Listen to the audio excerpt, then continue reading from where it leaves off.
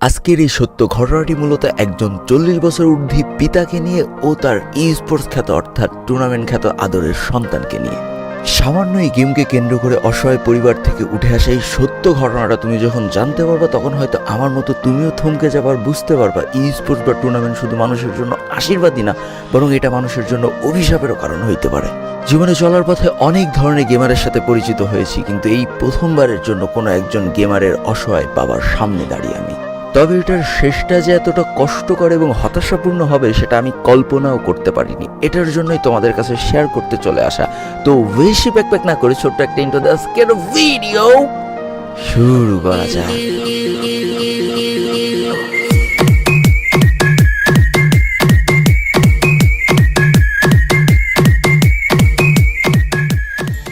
যারা এই free fire গেমকে ভালোবাসে, যারা 12 লল গেমারকে ভালোবাসে, শুধুমাত্র এই ভালোবাসার তাগিদে আমার বাসা পর্যন্ত চলে এসেছে দেখা করতে, এমন ঘটনা ঘটেছে আমার জীবনে বহুবার।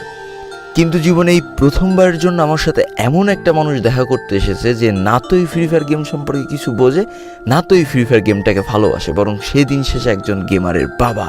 আমি তার চোখে মুখে এবং কথা বলার ভঙ্গিতে স্পষ্ট অসহায়ত্ব ফিল করতে পারছিলাম। যার বয়স ছিল আমার থেকে অনেক সিনিয়র, 40+। তার মুখ থেকে যখন প্রথমবার শুনেছিলাম যে আপনি কি 12 লল গেমার, তখন কিছু সময়ের জন্য হতবাক হয়ে গিয়েছিলাম যে আসলে আমার সাথে এটা কি ঘটছে। তারপর সেই অসহায় মুখে ছোট্ট একটা হাসি দিয়ে আবারও তিনি বললেন, জানো বাবা, সেই সকাল ধরে তোমার বাসাটা অনেক কষ্ট করে খুঁজে বের করেছি, কিন্তু তারপরেও আমার কিছু যায় আসে না, কারণ আমাকে তোমার কাছে আসতেই হতো। আমি তোমার কাছ থেকে কিছু ব্যাপারের সত্যতা সম্পর্কে জানতে এসেছি।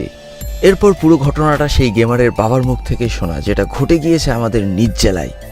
তবে আমি সেই পরিবারের ঠিকানাটা গোপন রাখতে চাই, কারণ আমাদের এই গল্পগুলো মানুষের কাছে শেয়ার করা হয় শুধুমাত্র একটা নির্দিষ্ট ব্যক্তিকে উপরে তোলার জন্য বা নিচে নামানোর জন্য নয়, বরং এই গল্পগুলো থেকে হাজার হাজার মানুষ যেন কিছু শিখতে পারে সেটার জন্যই তোমাদের সামনে উপস্থাপন করা হয়। তো এই পরিবারটার বসবাস যশোর জেলার ছোট্ট একটা গ্রামে, ছোট্ট একটা সুখের সংসার। তো সেই অসহায় পিতার মুখে শুনেছিলাম তাদের পরিবারের সদস্য বলতে তিনি, তার স্ত্রী, তার আদরের একটা মেয়ে আর আদরের একটা ছোট্ট ছেলে আছে। গ্রামের অধিকাংশ মানুষ যেমন কৃষিকাজের সাথে জড়িত, তেমন এইখানেও ব্যতিক্রম না। আমার সাথে যে মানুষটা দেখা করতে এসেছিল তিনিও একজন কৃষক। বিশ্বাস করো, সেই বাবাটা যখন আমাকে বলেছিল যে দেখো বাবা, আমি কৃষি কাজ করি, আমার হাতের অবস্থা, তখন বুঝতে পেরেছিলাম একজন কঠোর পরিশ্রমকারী মানুষের হাত কেমন হয়। তাদের নিজেদের থাকার মধ্যে ছোট্ট একটা টিনের কুড়ে ঘর রয়েছে আর কিছু জমি রয়েছে যেগুলো চাষবাস করে তাদের সংসারটা বর্তমান চলছে। ওই যে গানের একটা লাইন আছে না, ধনীরে ধন দিলা, গরিবের তুইলা পিঠের ছাল। তো ওই দিন ওই লোকটার হাত দেখে আমি বুঝতে পেরেছিলাম এই কথার মিনিং। তারপরেও 1 সেকেন্ডের জন্য ওই মানুষটার মুখ থেকে আমি হাসি ফুরাতে দেখিনি। তারপর একটা দীর্ঘ নিঃশ্বাস নিয়ে ওই লোকটা বলল, বাবা রে, চাষবাস করে কি আর জীবন চলে? সকালে নুন আনতে বিকেলে পান্তা ফুরে যায়, তারপরে ঘরে আবার মেয়ে বড় হচ্ছিল। কিন্তু তারপর জানো বাবা, এই যে 7-8 মাস হলো আমি আমার মেয়েটাকে বিয়ে দিয়ে দিয়েছি। এখন আমি, আমার স্ত্রী আর ওই ছোট ছেলেকে নিয়ে আমাদের সংসার। কিন্তু বাবা, আমি এখন আমার ছেলেকে নিয়ে কি করতে পারি? এই প্রশ্নটা শোনার পরে হঠাৎ করে আমি একটু অবাক হয়ে গিয়েছিলাম। তারপর আমি জিজ্ঞেস করলাম যে কি হয়েছে আঙ্কেল, কি এমন ঘটেছে, আমার কাছে সবটা খুলে বলেন।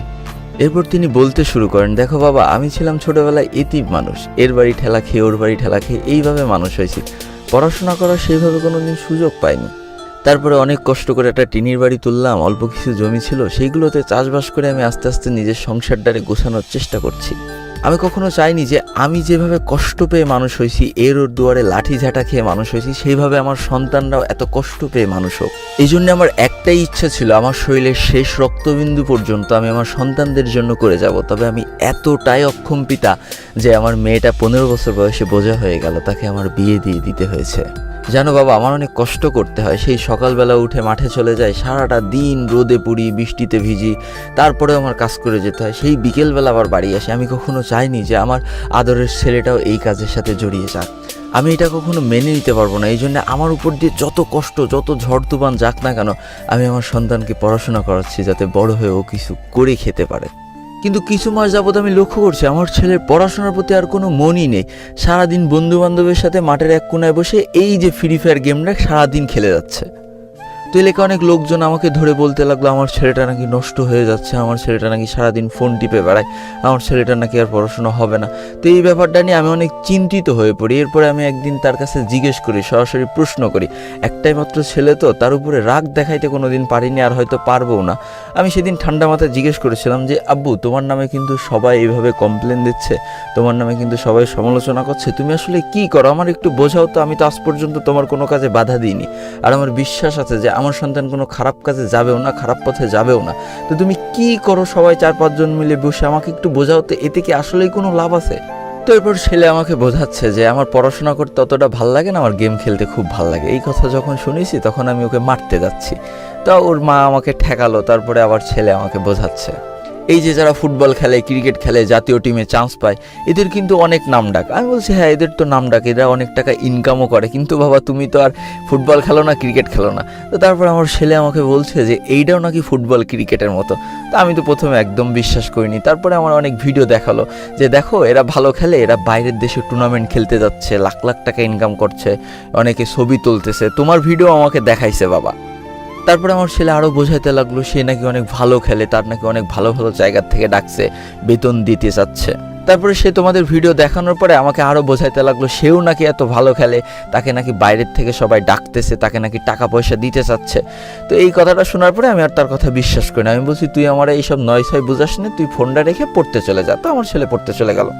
এখন পরের দিন আমি যখন কাজে যাচ্ছিলাম তখন আমার ছেলে যাদের সাথে বসে গেম টেম খেলে তাদের আমি ডাক দিছি, ডাক দিয়ে এই যে ব্যাপারগুলো আমারে বোঝাইছে এইগুলো আমি ওদের কাছে জিজ্ঞেস করেছি যে এইগুলো কি সত্যি আসলে। তো তারা আমারে বললো হ্যাঁ আঙ্কেল, এই ব্যাপারগুলো সত্যি, এই যে এই ভিডিওগুলো সবই সত্যি, আপনারা যা যা দেখাইছে, এই যে এই মানুষগুলো এরকম খেলে অনেক বড় লোক হয়ে যাচ্ছে, এরা অনেক টাকা পয়সা কামাচ্ছে, এরা একদম টুর্নামেন্টের মতো, আপনি যদি ভালো খেলেন অনেক ভালো জায়গায় পৌঁছাইতে পারবেন। তো এইভাবে বেশ কয়েকটা দিন কেটে গেল। আমি আমার ছেলের উপরে ওইভাবে জোরাজোরি কিছু করিনি, কারণ আমি চাই যে ও যেটারে ভালোবাসে সেটা নিয়েই থাকুক। তো এরপর হয়েছে কি, মাস 2 আগে ওর ফোনটা হঠাৎ করে নষ্ট হয়ে যায়। এরপরে ও একদিন রাত্রেবেলা হঠাৎ করে আমার কাছে এসে বলছে যে আব্বু আমার একটা ফোন লাগবে।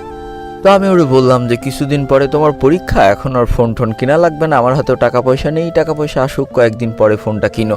তো এরপর ও হঠাৎ করে রুমে গেল, ওইখান থেকে ও 9,000 টাকা নিয়ে এসছে। নিয়ে আসার পরে বলছে এই দেখো আব্বু, আমি গেম খেলে 9,000 টাকা ইনকাম করছি, এখন যদি তুমি আমার ফোন কিনে না দাও তাহলে আমি অনেক পিছায় পড়বো। তো এটা দেখার পরে আমি হঠাৎ করে চিন্তা করছি কী রে, আমার ছেলে এতগুলো টাকা ইনকাম করলো ফ্রি ফায়ার গেম থেকে, তাইলে তো কিছু একটা করা লাগে। তা আমি আমার ছেলের কাছে জিজ্ঞেস করলাম যে আব্বু তুমি কি ফোন কিনবা, কত টাকা? আমার কাছে তো অত টাকা নেই, আমি যদি 5-7 হাজার টাকা দিই, 15-20 হাজার টাকার মধ্যে তুমি একটা ফোন কিনতে পারবা না? তো আমার ছেলে বললো যে এখন আর আমার সেই 15-20 হাজার টাকার ফোনে হবে না, আমার এখন 1 লাখ টাকা লাগবে। আমার তো পুরো মাথায় হাত, আমি আসলে বুঝতে পারছি না যে আমার এখন কি করা উচিত। তো আমি 3 জন মিলে বসে রয়েছি, আমি, আমার ওয়াইফ আর আমার ছেলে। তো আমরা 3 জন মিলে যুক্তি পরামর্শ করছি যে এতগুলো টাকা এখন কনে পাবো। তো তারপর চিন্তা করলাম যে আমার যে জমিটুকু আছে, যেই জমিতে আমি চাষবাস করে খাই, ওই জমিটা যদি আমি কোনো জায়গায় বন্ধক দিই তাহলে 70-80 হাজার টাকা মতো আমি পেতে পারি। তো তারপর আমার ছেলে আমাকে বললো যে আব্বু তুমি ওই জমিটা দেখায় আমাকে কিস্তি তুলে একটা ফোন কিনে দাও, আমি তো গেম খেলে ইনকাম করছি, তাহলে আমি এইখান থেকে আস্তে আস্তে কিস্তি শোধে করে দেবো। ভালো কথা, আমার জীবনের শেষ সম্বলটুকু আমি বন্ধক দিয়ে কিস্তি তুলে আমার ছেলের হাতে 65,000 টাকা দিলাম।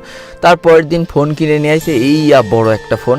আমি জীবনে অমন ফোন দেখিনি, আসলে ওই ফোনের দাম যে এত হয় আমি এটাও কখনো বুঝতে পারিনি। দেখো বাবা, আমি বাটন ফোন ইউজ করি, আমার এই বাটন ফোন দেখাচ্ছে, তা সে বাটন ফোনের মনে করো কোনো অক্ষরও বোঝা যাচ্ছে না ওইভাবে। এরপরে জিজ্ঞেস করলাম যে তারপর কি হইল আঙ্কেল? এরপর আবারও জীবনের গতিতে চলতে শুরু করলো। হঠাৎ 1 মাস পরে কিস্তির লোকরা যখন আসলো তখন আমার ছেলে ওদের কিস্তি দিতে পারলো না, বললো যে পরের মাসে দেবে। এখন বা পরের মাসেও এসেছে, পরের মাসেও আমার ছেলে কোনো টাকা পয়সা দিইনি। তো ওই দিন আমার ছেলেকে আবার ডেকে আমি জিজ্ঞেস করেছি যে তুই বললি কিস্তি তুলে ফোন কিনে দিতে, তুই নাকি গেম খেলে সব টাকা শোধে করে দিবি, কিস্তি এখন 2 মাস পার হয়ে গেল, তুই এখনো টাকা দিচ্ছিস না, ওরা তো আমার বাসায় টিকতে দিচ্ছে না। তো আমার ছেলে আমাকে কি বললো আমি অতটা স্পষ্টভাবে বুঝতে পারিনি। ও বললো নাকি কোন জায়গায় থাকতো, ওই জায়গায় ওর খেলা অনেক ভালো ছিল কিন্তু ওরা অত টাকা দিত না, এই জন্য একটা নতুন জায়গায় যাবে, সেই জায়গায় নাকি ওর অনেক টাকা দেবে। তা আমি এই কথা বিশ্বাস করিনি, আমি আর ওর পরে খুবই রাগারাগি করেছি, ওর গায়ে হাত তুলেছি, ফোন টোন সব কেড়ে নিছি। এখন কি করবো, ওই ফোন বেচে তো আমার কিস্তির টাকা দেওয়া লাগবে। তো আমার ছেলে আমাকে তোমার ঠিকানাটা দিয়ে বললো যে এই লোকটার সাথে একটু কথা বলে আসো, যে আমি যেই কথাগুলো তোমারে বলছি এগুলো সত্যি কিনা। তো এতক্ষণ পর আমি তো একজন গেমার, তো ওই বাবার মুখ থেকে সমস্ত ঘটনা শুনতে পেরে আমি আসল কাহিনীটা বুঝতে পেরেছি। তো এরপরে আমি ওই আঙ্কেলকে বোঝাইতে লাগলাম যে আঙ্কেল দেখেন আপনার ছেলে হয়তো বা সঠিক কথা বলেছে, সে অনেক ভালো খেলে, তো তো এই কথাটা শোনার পরে হঠাৎ করেই ওই বাবার চোখ দিয়ে পানি পড়ছে যে তার ছেলে তালি আসলেই কিছু করতে পারবে বা করে দেখাচ্ছে, এই কথাটা উপলব্ধি করতে পেরে সেই বাবা হয়তো কাঁদতেছে। তো সেইখান থেকে আমি চিন্তা করলাম যে প্রথমে আগে আমার এই বাবাকে বোঝাইতে হবে। তো আমি আঙ্কেলকে বোঝাইলাম যে আঙ্কেল, আপনি এই ফোনটা বিক্রি করেন না, আপনি এই ফোনটা আপনার ছেলেকে দেন, আর যদি সে ভালো খেলে তাকে অবশ্যই অ্যাপ্রিসিয়েট করেন, তাকে উৎসাহ করেন।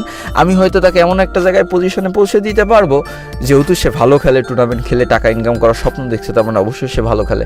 তো আমি এমন একটা জায়গায় তাকে পৌঁছে দিতে পারবো, একটা ভালো টিমের সাথে যোগ দিয়ে দিতে পারবো, যেখানে মাসে তাকে হিউজ অ্যামাউন্ট দিয়ে হয়তো ডেকে নেবে কোনো টিমে, বা ভালো খেলার জন্য সে টাকা পয়সা পাবে, এরপরে ভবিষ্যতে সে আরও ভালো জায়গায় পৌঁছাতে পারে। যেমন বাংলাদেশের যেসব স্পোর্টস টিম আছে, স্পোর্টস প্লেয়ার আছে, আর এসকে বেলেট, কুট্টু, শুভ, এরা কিন্তু অনেক ভালো ভালো পজিশনে পৌঁছে গেছে। এরকম যদি একজন প্লেয়ার আমি বানাই দিতে পারি, একটা পরিবারও বেঁচে গেল, সব কিছু বেঁচে গেল। তো সেই অনুপাতে আমি আঙ্কেলকে বোঝাইলাম। তো আঙ্কেল আমার কথাটা বুঝলো, বোঝার পরে বলছে আচ্ছা ঠিক আছে বাবা, তাহলে আমি ফোনটা দিয়ে দেবো, আর ওকে বলবো যে তুই এই ভাইয়ের সাথে যোগাযোগ করে, এই ভাইয়া হয়তো তোকে কোনো একটা সুযোগ দিয়ে দেবে। তাই বললাম হ্যাঁ আঙ্কেল, ওকে আমার এই ফোন নাম্বার নিয়ে যান, আমার সাথে কন্ট্যাক্ট করতে বলেন। তো ওই দিন রাত্রে ওই ছেলে আমাকে ফোন দিল, ফোন দিয়ে বললো যে ভাইয়া এরকম আমার আব্বু গেছিল, তো আব্বুরে আপনি অনেক সুন্দরভাবে বুঝাইছেন, তার জন্য অনেক ধন্যবাদ। আব্বু আমার থেকে দেখলাম আপনাকে অনেক বেশি বিশ্বাস করলো। আমি বলছি আমি ওইভাবে হয়তো বিশ্বাস রাখার যোগ্য তা অর্জন করছি, এই জন্য আমাকে বিশ্বাস করেছে। এখন তোমার বিশ্বাস রাখার পালা, তুমি ভালো খেলে ভালো জায়গায় পৌঁছাও। তা তুমি কি কোনো টিমে আসো? তো আমাকে বললো না ভাই, আমি এমনি গ্রামে আমাদের 4-5 জন মিলে একটা টিম করেছিলাম, তো আমরা খেলে খেলে কোনো রকম ইনকাম করতাম, কিন্তু আমি ভালো খেলি, ওরা অতটাও ভালো খেলে না, এই জন্য আমাদের টিমটা কোনোভাবে আগাইতে পারছে না। তা আমি চিন্তা করলাম এর যদি কোনো ভালো একটা জায়গায় ঢুকিয়ে দেওয়া যায়, ভালো একটা স্পোর্টস টিমে ঢুকিয়ে দেওয়া যায়, পোলাটা হয়তো ভালো কিছু করবে। তো সেই দৃষ্টিকোণ থেকে আমি ওরে বললাম যে ট্রাই আউট নেওয়ার জন্য, যে তাহলে চলো একসাথে গেম খেলা শুরু করি, আমি তোমাকে অবশ্যই ভালো একটা টিমে ঢুকাই দেবো। কারণ যদি ভাই আমি একটা এই যে কুট্টুস আর এসকে ব্লেড, শুভ, এদের মধ্যে একটা প্লেয়ার তৈরি করতে পারি, দিন শেষে আমারও একটা নাম হবে, আমার হাত থেকে একটা প্লেয়ার উঠে আসলো, ভালো জায়গায় গেল, আমার এইটাই আমার ভালো লাগার জায়গা। তো আমি বললাম যে চল একসাথে গেম খেলি। তো ওরে নিয়ে আমি 5টা র্যাঙ্ক ম্যাচ খেলেছি, 5টা র্যাঙ্ক ম্যাচে কিল করেছে 4টে। তো আমি প্রথম ব্যাপারটা উপলব্ধি করতে পেরেছি যে ভাই মনে হয় ইউটিউবারের সাথে খেলছে। আমারও প্রথম এমন হয়েছে, বড় কোনো মানুষের সাথে খেলতে গেলে, বড় কোনো প্লেয়ারের সাথে খেলতে গেলে হাত পা কাঁপতো, আমি কিল করতে পারতাম। তো ও আমাকে এই কথা বললো যে ভাই আমি অনেক নার্ভাস ফিল করছি, এই জন্য আমি খেলতে পারছি না। তো আমি বিষয়টা মনে করলাম যে তাহলে হয়তো আমি খেললে ও ভালো পারফরমেন্স দেখাইতে পারবো না। তো আমি আমার একটা ছোট যে মানে 3 নম্বর না 4 নম্বর যে স্কোয়াড আছে, তো ওই স্কোয়াডে ঢুকাই দিয়ে T1 লবিতে পাঠাইছি। তো ভাই T1 লবিতেও খেলতেই পারে না, ও কিছু বোঝেই না টুর্নামেন্টের। ভাই এই কথাটা শোনার পরে আমি আকাশ থেকে পড়েছি। আমার টিমমেটদের কাছ থেকে যখন শুনলাম যে ভাই এই প্লেয়ারটার আপনি আমাদের টিমে ঢুকাইছেন, এ স্পোর্টস তো দূর, এ ম্যাপ সম্পর্কে অতটা ভালো চেনে না, এই কথাটা শোনার পরে আমি আকাশ থেকে পড়ছি। কি রে, কাহিনী তালি কোথায়? ভাই রে ভাই, অবশেষে আমি বুঝতে পারলাম যে এই পোলাডাই এর বাপরে সম্পূর্ণরূপে ঠকাইছে।